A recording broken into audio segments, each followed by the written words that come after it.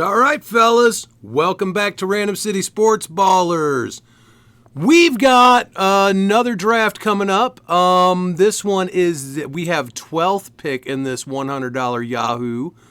It's a head-to-head categories league. Are you familiar with those rule format? I'm sure. And we are the 12th pick, so we get that sweet back-to-back pick at the end of each round.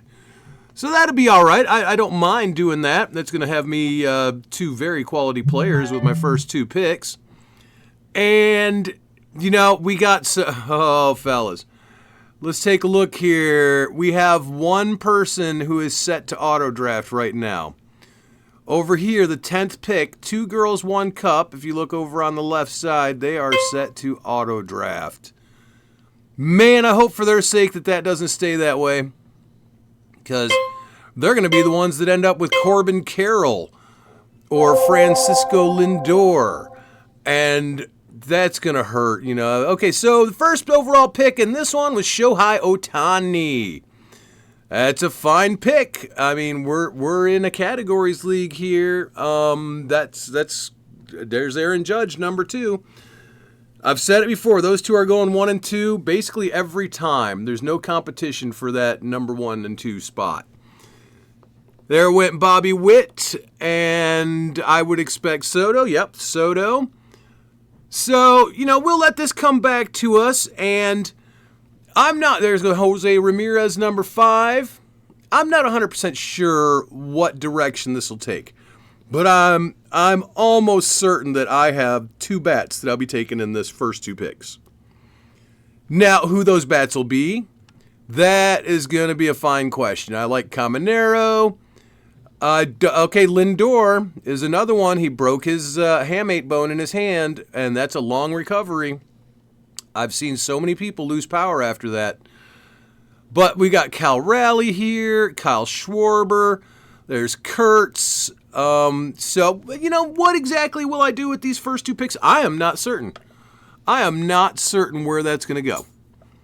But Elliot De La Cruz going number 6 overall. Shortstops are so deep this year. There are so many shortstops. With our draft the other day, which I am still editing that draft, fellas, I will get it to you. It was the 3rd pick. And I had the other half of Random City Sports Ballers here. Keith was over. And we had a pretty good draft. Now, I will say this. I know that he drafts differently than I do. So he was probably not a huge fan of some of my choices. And that's fine. He takes different angles than I do at this. But now that Corbin Carroll is he's going to have bad numbers this year, fellas. I don't want a Corbin Carroll or a Francisco Lindor to have to be on my team because I know what that broken hamate, it always leads to a reduction in power. Always. I don't know how do they overcome that? I just don't know. But anyways, the pick is almost to us. We're going to get back-to-back picks. Oh, hey, 2 girls, 1 cup showed up. Yay, you got here, buddy. Good for you. I would hate to see you have to take a injured player in the first round. I'm so glad you're here, dude. That breaks my heart for other people when it happens to them. So, yeah, we're looking at a couple of bats in this first couple of picks. Not Gunnar Henderson. Definitely not Corbin Carroll.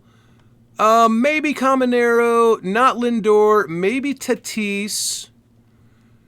Maybe Cal Raleigh, maybe Kyle Schwarber, maybe Nick Kurtz. There's a lot of good choices here, fellas. A lot of good choices. Okay, so Kyle Tucker went with that first one for him. And it's basically what we expected. So we're going to queue up Caminero. He's in the queue. And we're going to think about who this second one is. Because I would like to have a third baseman. I've suffered at third base in a lot of drafts this year, fellas. So do we go with Cal Raleigh or Kyle Schwarber? Schwarber had a monster of a year with home runs last year, didn't he? I mean, that was a heck of a year. 56 home runs, drove in 132. He had 108 walks. If you're in points leagues, that's going to matter to you. But I don't know, man. It's an amazing year that he had. So let's take our first one and get Caminero. That gives us a little more time to think about our second pick. Raleigh also had a career year, but is much younger than Schwarber. So that's where the confusion for me comes in. Do I want Schwarber, who has consistently been over 40 home runs every year, or the young Cal Raleigh? How old is Raleigh? Do they show his age up in here? I don't know, but I know he hasn't played nearly as many seasons as our friend Kyle Schwarber. Which, ironically, Schwarber started out as a catcher. So how about them apples? So let's go ahead and get Cal Raleigh. We've got two good power hitters. Raleigh will be the top home run hitting catcher, so that's going to be a nice one for me. And we'll just see what comes back in rounds 3 and 4. There should be plenty of power, should be plenty of pitchers, so I'm going to have a lot of options coming to me. All right, fellas, see you in a minute. We're coming up on my turn. Here we are at my turn, and I'm looking through second base, first base, outfielders, and fellas with who has been taken. I am not in a hurry for any of the batters. Now all of a sudden I'm looking at starting pitchers. You know, I'm looking at the likes of Hunter Brown. I don't know so much about, Hunter Green. Logan Webb. Logan Gilbert. But I'm thinking I'm going to go ahead and take a pair of pitchers here. I know it sounds crazy, doesn't it? I'm definitely taking a pitcher here. So we're going to start out with Hunter Brown, okay? That's going to give us some time to think about our second pick. So we got Hunter Brown here. Of the remaining, I like Logan Gilbert. I like Logan Webb, especially like Logan Webb. Brian Wu, I don't know if he repeats those numbers, but, I mean, he's a good pitcher. Chris Sale is getting aged, and then what? So if we just look at batters, Harper, Betts, Duran, Anthony, Devers, Merrill, Bellinger, Riley Green. I can wait on this stuff, fellas. So that's what we're going to do. We're going to take us Logan Webb. And there we've got two solid bats, power hitters. We've got two excellent starting pitchers. And the draft is coming together. I like the way it's going so far. Although, I do worry sometimes when I take two pitchers that early, but I've got a lot of time left to make up everything else. A lot of time, so much time. Okay, we're coming up next, and now would be a good time to look for some outfield help. I'm thinking, obviously Cody Bellinger is a possibility. I don't hate the O'Neal Cruz idea, but I think I could wait on O'Neal Cruz just based on what I've witnessed in other drafts. So what we're going to do here, we're going to queue up Cody Bellinger. Make sure that he's right there for me to consider the whole time. But what to do with the next one? Because it's 24 picks till it gets back to me. 24 picks. We've talked about this problem with second base, fellas. Michael Garcia is sitting there as a possibility. All right, so let's go ahead. We're going to take Cody Bellinger. Then, this is where it gets iffy. I'm pretty sure some of these shortstops, Jeremy Pena, Willie Adames, will be around later. But what do we do with this other one? Pasquantino at first base. I might be able to wait on him. But I am sold on Garcia this year, and he's not getting back to me. He's just not. So, unlike our previous draft, I'm going to take Garcia early to assure that I have second base sewn up. He's a multi-position player. And last year was a breakout season that I think he's going to improve on. So, this is coming together as a pretty good team for what we do. Raleigh, Garcia, Caminero, Bellinger, and then Hunter Brown and Logan Webb at pitcher. All coming together nicely. All right, we'll be back in a few picks. All right, well, we're back up in just 2 picks. And I still need first base, I still need shortstop, and I still need 2 outfielders to fill out my starting lineup. I don't have any relief pitchers, but I do have Hunter Brown and Logan Webb. So everything looks pretty good so far. And Devin Williams was just taken, so that's an interesting pick. You know, I am torn between. I like O'Neal Cruz. He's got decent power, terrible batting average though, and I don't care about batting average, so you know how I'm feeling there. But I mean, I feel like I can wait on somebody there. I'm gonna go ahead and say I might wait on Adames instead. But there are some fellas, like, you see David Bednar here? I'm gonna cue him up. That's not a terrible idea, but there's other things I can do right here. So, let's take a look at our outfielders. As I said, O'Neal Cruz is here, so is Tyler Soderstrom. Now, I think that's a better pickup.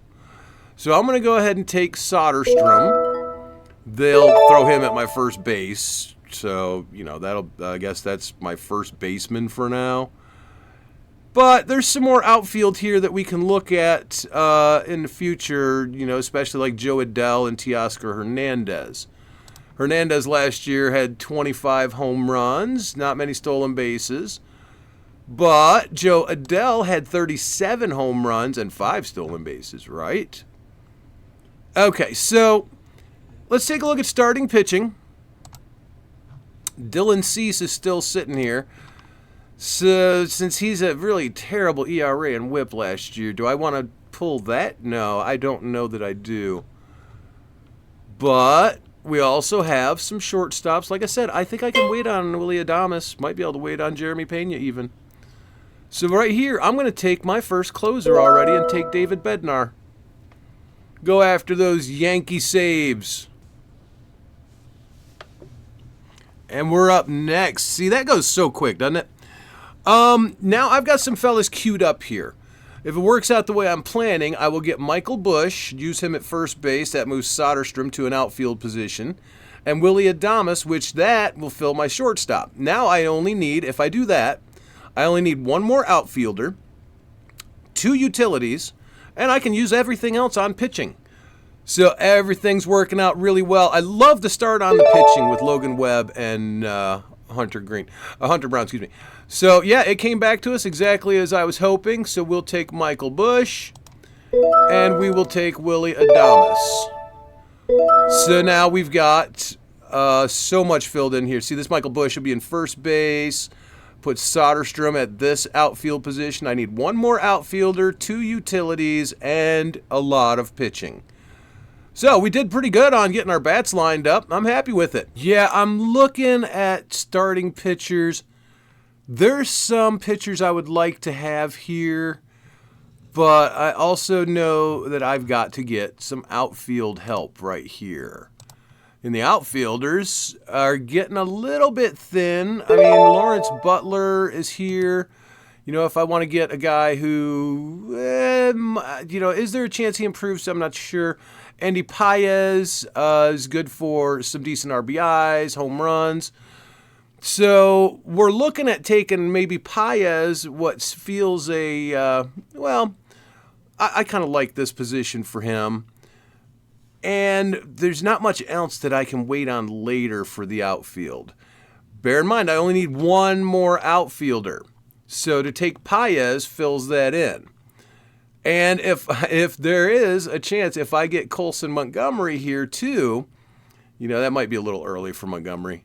But let's go ahead and draft Paez, and now let's see what's available in relief pitchers. See, we still have Iglesias, we still have Helsley. So I'm going to go ahead on, and I'm going to take Helsley. I don't have any Helsley in this so far. I don't know. Iglesias, and Fairbanks, and Emilio Pagan. You know, there's a lot happening here, fellas. But Helsley Helsley feels like a good pick. What else are we looking at? Third base. We got Colson Montgomery still here. Do I wait another round on him, or do I go ahead? I have all these positions filled in. So what would be the point of, taking another one? So maybe we do just take Ryan Pepio. Now, I'm going to take Colson Montgomery. I want to get that filled in. I want my power bats, and now I've got one utility is all that remains. One utility, but I've got to get pitching. Pepio went right after me, so that may have been a good idea to take right then, but I'm filling in what I've got to fill in. Coming up, and there's been a little bit of a run on some starting pitchers. That can be expected pretty often.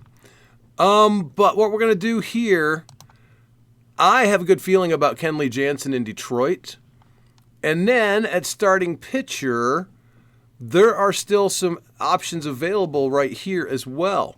So I'm looking at taking my second closer, and I'm going to take Andrew Abbott. And then we've got our third starting pitcher, we've got our second closer, and all we need to fill out on bats is a utility position. So we're going to be relaxed about that. And I've queued up a lot of starting pitching, as I had mentioned. And I think we're going to go ahead and just take only starting pitchers for a minute here, because I have two closers. I have a full lineup except for a utility player. So I have a lot of room where I can make things happen. Now, I absolutely need to take some starting pitching. I like what Edward Cabrera is capable of. Matthew Boyd is another one to take a look at. Matthew Boyd, that was definitely an improved season. And what I'm going to do here is just go ahead and take two fellas. Now, I like Aaron Nola and Tutsai. He plays for Houston. And Tatsuya? I don't want to mispronounce. There's players all over the place here, fellas. We got plenty of starting pitching to choose from. Aaron Nola, a disappointment last year. Merrill Kelly, an improvement last year. So we're going to go ahead and take Merrill Kelly. And do we take a chance on him? I don't know. Quinn Priester's here. There's other players to look at. Let's take a look at the relief pitchers just in case I'm overlooking someone. Ryan Nelson. He was moved to the bullpen last year. So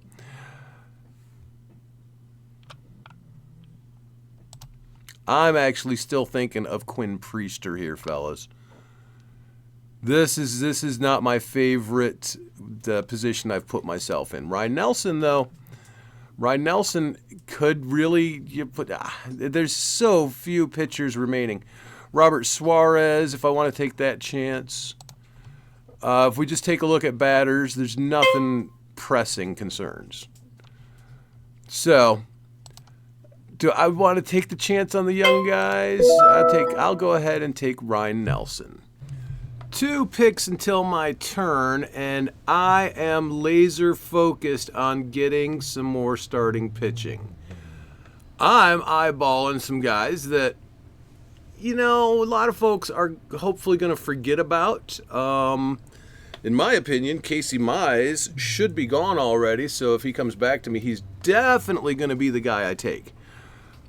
And some other folks, Brian Bello, Leiter, Joey Cantillo, Edward Cabrera. So let's go ahead on. We'll go back to all players. And we're going to take Cabrera, even though there may be some regression. And we're going to take Casey Mize. And that has my starting pitchers filled out, plus a bench starting pitcher. I only have 4 bench positions left. I still need that outfielder we talked about. Still need an outfielder.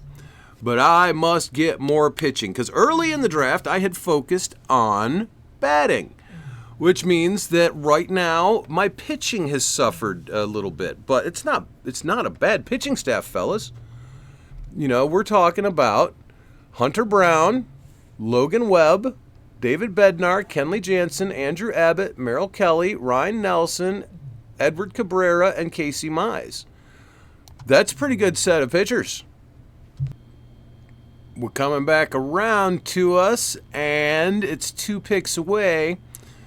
Got some guys queued up for what I might be able to do. I'm looking through some relief pitchers right now to see if there's any great value that's hidden down here, and I don't know. Joey Cantillo, I do like Joey Cantillo as a pickup.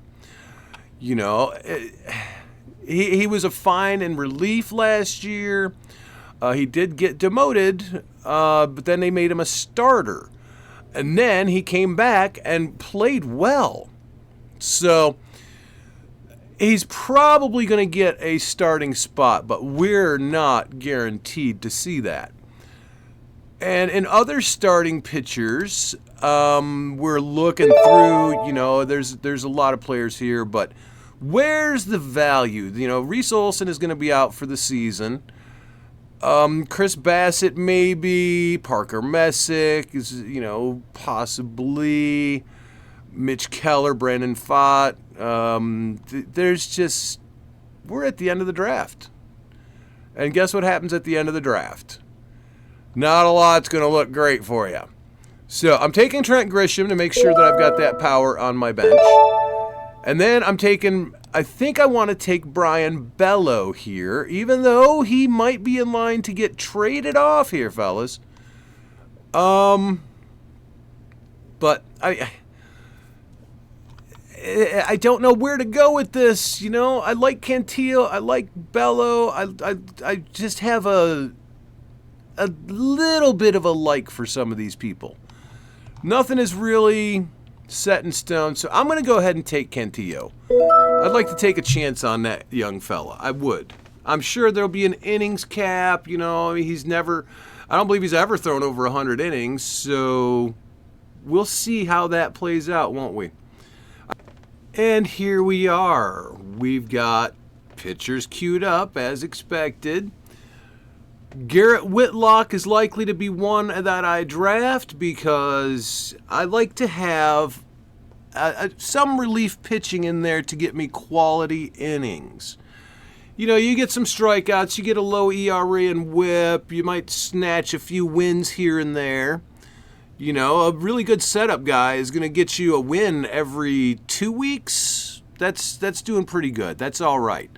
I'll take 10 wins on a season from a quality setup guy. And depending on how Aroldis Chapman goes, maybe he'll see some opportunities for some saves. So I'm looking at Garrett Whitlock, and then Brian Bello is a fine one. Ponce in Toronto. Maybe Smith with the White Sox, although, you know, at this point of the draft, fellas, most of what you're drafting is not going to stay on your team later. So we've got Whitlock there, and I think I'm going to go ahead and take, you know, young Smith. He had an okay season last year. I don't think his ERA and whip will go up by much, but he'll get me, a decent number of strikeouts, and he'll play quality. So we got one more bench player to get, and I'm torn between one bench bat or another pitcher. And in the bats, you know, if I take a bat, I don't see why Ramos, you know this, I've taken Ramos in a couple of other drafts. I don't see how he's a negative effect. But if I wanted to take a guy who could fill in for all these positions and get me all kinds of stolen bases, Jose Caballero is going to get stolen bases. That's just all there is to that. That batting average isn't going to be great, but man, he is capable of 3 stolen bases per week on your team, depending on how often he plays. You know, how many at-bats will he get? Last year, in 126 games, he only got 314 at-bats, which means he came in as a pinch runner, pinch hitter. You know, he came in for a lot of very short outings. But he still stole 49 bases during those 314 at-bats. So I'm going to keep an eye on him. If he gets back to me, maybe that's what I'll do. We'll see. Final pick of this draft. Literally the final pick of this draft coming. All right, the final pick of the draft is here. You know, I've been talking to myself about how I could play this Caballero situation. Since he's going to get the stolen bases and a lot of them, he's eligible for so many positions. What I'll be able to do at the end of each week, let's say on Friday, I look at Friday's stats at the end of the games and I go, oh, I'm ahead on home runs. I'm doing great on RBIs. Well, now I can go ahead and utilize these stolen bases if I need to make up any room in that position. So to me, I can actually do a lot of good for my team by taking a guy who's going to rack up stolen bases like that. Ramos will give me a lot more home runs, but I'm going to go for stolen bases at this end of the draft. Now, let's take a look here at where that puts us. I'm going to take a look at the standings, not because I want to know where they predict I'll finish, but every season I look at my teams based on their numbers from the year prior, and I give myself a goal. For runs and RBIs, runs I like to be over 850, which 876 is over that. Home runs I like to be over 300, and this is with one bench bat, only one. RBIs I like to be over 900. But look at these stolen bases at 147. Now, I'm not getting all of those stolen bases there, fellas. I'm not getting them all. You know why? Because I can't have him in the lineup all the time. But there's other guys that'll steal bases for me. So this 147 actually puts me as in the top half of stolen bases. Although, like I said, I won't get them all. But I'm going to be definitely competitive each week in stolen bases. Home runs, I dominate even though I have only one bench bat. Now, on the pitching side, I like to have more than 100 wins, which I did. I like to have more than 80 saves, which I did not because I only took 2 closers. I'm going to be on the look for some closers during the season. As you know, they'll always come up. Strikeouts, more than 1,500 is the goal, and I exceeded that significantly. So I'm feeling happy about the strikeouts. ERA and whip, you cannot predict. We don't know how this is going to go. There's going to be some guys with regression. There's going to be some guys that surge the other way. I mean, all of it, overall, this is a good draft with my runs coming in competitively. But like I said, these guys are using multiple bats on the bench. Let's take a look. This one has 2 on the bench. Okay? Let's take a look back. This guy has 3 on the bench. So my numbers actually look really good in comparison, considering there is 1 extra bat here, 2 extra bats here. You know, if we look at it by home runs, I dominate even though well, hold on, let's take a look. I believe he's got 2 extra bats. Nope, 1, 2, 3, 4 extra bats. 4 extra bats for the top tier JW. So those 4 extra bats, you're going to miss a lot of these stats. You're not going to get them. You're just not. And then his pitching stats, I should be able to dominate in pitching. Now, if we look at projections, which if those projections were going to be right, then we could just let auto draft happen. And I'm fairly certain none of you want to auto draft. Nobody wants an auto drafted team. So that's because we don't really trust the game that the auto draft AI plays. Okay. So projections, a little lower on home runs, RBIs, runs, fewer stolen bases, serious regression in batting average, right around the same in wins and saves, right around, well, a little bit lower in strikeouts, but not by much. And then, wow, what an uptick in ERA and whip. So if we go by projections, still good numbers here, very competitive. All these people have extra bats. Still predicted to be competitive in stolen bases. I don't care about batting average. Predicted to be really good at wins. Look at there. Leading. Saves, I come in pretty low, though. Okay. But not. Look at the numbers. They're not so low that I'm not competitive, except against Danny's Slugfest. Strikeouts, there's one guy who I'm assuming he's got a pitcher who did not pitch last year, maybe two of them. Let's take a look. He never drafted a catcher, which is fine, so he's only got one. Well, he's got two bench bats. But let's see, who did he draft that had no numbers last year? Okay, let's take a look at it by last year's stats. And there he is, Shane McClanahan, who did not pitch last year. So that projection and increase is going to help him. And he did take some, let's see, he took Josh Hader. He took Emilio Pagan, but Hader today had biceps inflammation, okay? So, I don't know how that's going to go. The shoulder strain that had him last season, it's going to be hard for Hader. So Abreu is the guy that you'd be looking at to take over, okay? Now, did he take Abreu? Let's take a look. No, but, Pagan did fine last year. Dennis Santana in Pittsburgh had a fine season. And he also picked Yusita from Tampa Bay, hoping to grab some there. But overall, if you look at the predictions for everybody, it changes this outlook in a lot of ways. Because, I don't know, the prediction models, I don't often trust them. I'll listen to somebody tell me, hey, his expected ERA was significantly higher than what he produced. So we expect some regression. I'll go, okay, yeah, I can see that. If it's significantly higher, that's for ERA, for WHIP. But when we start projecting that someone's going to hit 20 fewer home runs, like they did with Cal Raleigh, I'm not going to have an easy time buying into those numbers, because the batting numbers are incredibly consistent during short time periods.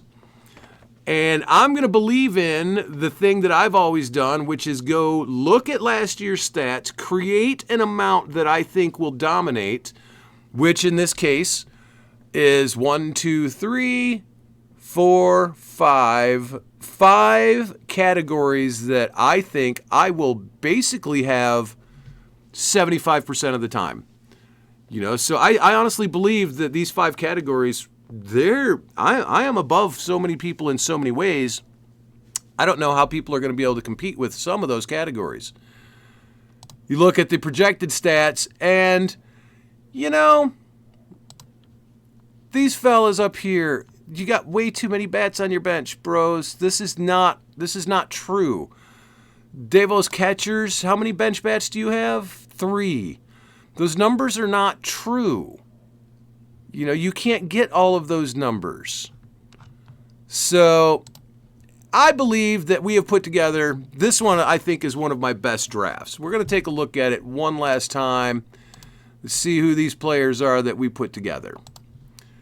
Cal Raleigh, Tyler Soderstrom, Michael Garcia, Junior Caminero, Willie Adames, Cody Bellinger, Andy Paez, Trent Grisham, Michael Bush, Colson Montgomery, Jose Caballero, and there's position eligibility going on here that I am in love with. Starting pitchers are Hunter Brown, Logan Webb, and then we've got closers in Bednar and Jansen. Andrew Abbott, Merrill Kelly, Ryan Nelson, we'll see how that goes. Edward Cabrera, Casey Mize. Guys, I love Casey Mize this year. I could be wrong, but I love Casey Mize this year. Joey Cantillo, that's taking a chance. This is late rounds. I'm taking a chance. Garrett Whitlock will put up quality innings throughout the year. And Shane Smith, we're taking another chance on another guy. So, I think we've put together an excellent team. Overall, I feel like this is a championship game team. I believe we did our job. All right, fellas, thanks for tuning in.